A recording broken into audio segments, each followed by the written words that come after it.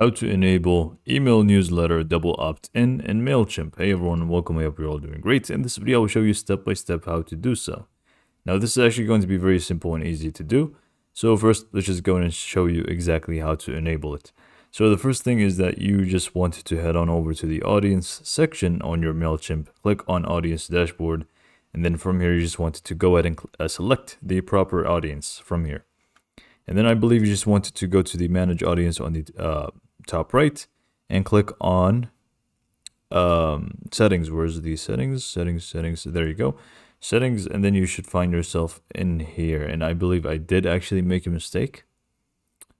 Instead of going to audience dashboard, what I was trying to go for is actually all context. This is where we need to be.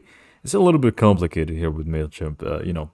There's a lot of settings. So just go and click on all contacts, my bad. And then from here, you just want to go to this settings here. So just go and click on settings, and then you should find audience name and defaults. This is the one that we want. So just go and click on audience name and defaults. Once this opens up, we can just go ahead and see from within this section, audience name and email defaults, we should find form settings. And within the form settings, we should find the enable double opt-in option. Now, for me, it is enabled, but for you, it may be disabled. So you just want to go ahead and check this. And this is just going to allow that Mailchimp is going to pretty much send a confirmation email to whoever it is that was trying to subscribe. Basically, this is the double opt-in. So whenever somebody tries to subscribe to your newsletter, this is just going to be an extra step for them to confirm their decision.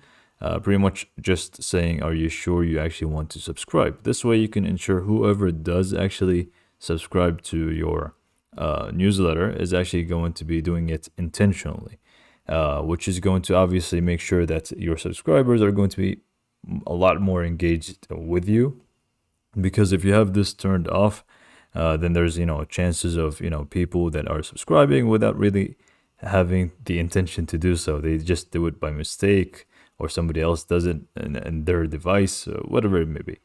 Now, there are going to be different pros and cons for each one. So just go ahead and do your research on which one is actually going to be better for you, and go ahead and implement that on your newsletter. So this is pretty much where you will find it. So just go ahead and select the proper audience that you want to apply this to. You can see the audience name over here, and you can just go ahead and go to form settings, enable it or disable it to your liking. And once that's done, you can just go back to the home page and you're pretty much set. You don't really need to do anything else for the moment. So yeah, this is pretty much how to do so. Hopefully you found this video to be helpful, and thanks for watching.